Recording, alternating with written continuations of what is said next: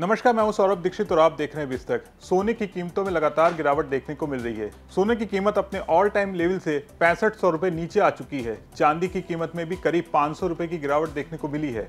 लेकिन अब सोने पर एक बड़ी खबर सामने आई है। अब आपके लिए सोना लाना आसान नहीं होगा। सरकार ने सोने और चांदी पर कुछ सख्त नियम लागू किए हैं। बड़ा सवाल है कि आखिर सरकार ने ऐसा क्यों किया? क्यों अब सोना लाना आसान नहीं होगा? सरकार ने कौन से सख्त नियम लागू किए हैं? सभी सवालों के जवाब आपको इस वीडियो में मिलेंगे। सरकार ने सोने और चांदी के आयात को लेकर कुछ सख्त नियम लागू कर दिए हैं। अब आप दुबई से आसानी से सोना नहीं ला पाएंगे। ये नए नियम वित्त वर्ष 2026 के बजट के बाद लागू किए गए हैं।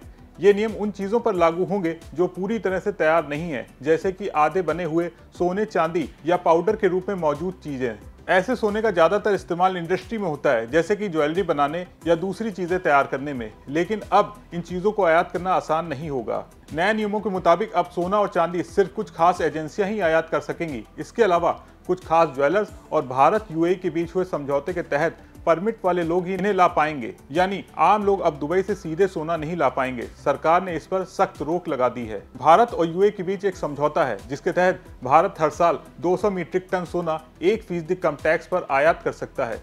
इसे टैरिफ रेट कोटा यानी TRQ कहते हैं। लेकिन अब इस छूट का गलत फायदा नहीं उठाया जा सकेगा। आइए समझते हैं ये सब कैसे शुरू हुआ।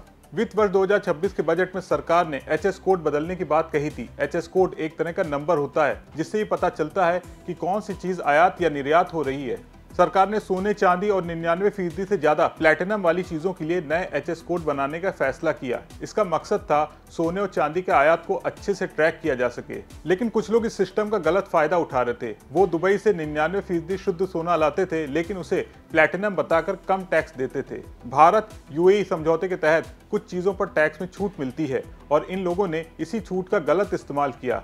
इस गड़बड़ी को रोकने के लिए सरकार ने प्लैटिनम के लिए एक अलग HS कोड बनाया है। अब सिर्फ वही प्लैटिनम सस्ता आयात होगा जिसमें 99% से ज्यादा प्लैटिनम होगा। बाकी तरह के प्लैटिनम पर रोक लगा दी गई है। लेकिन अब सवाल ये कि सरकार को ये कदम क्यों उठाना पड़ा?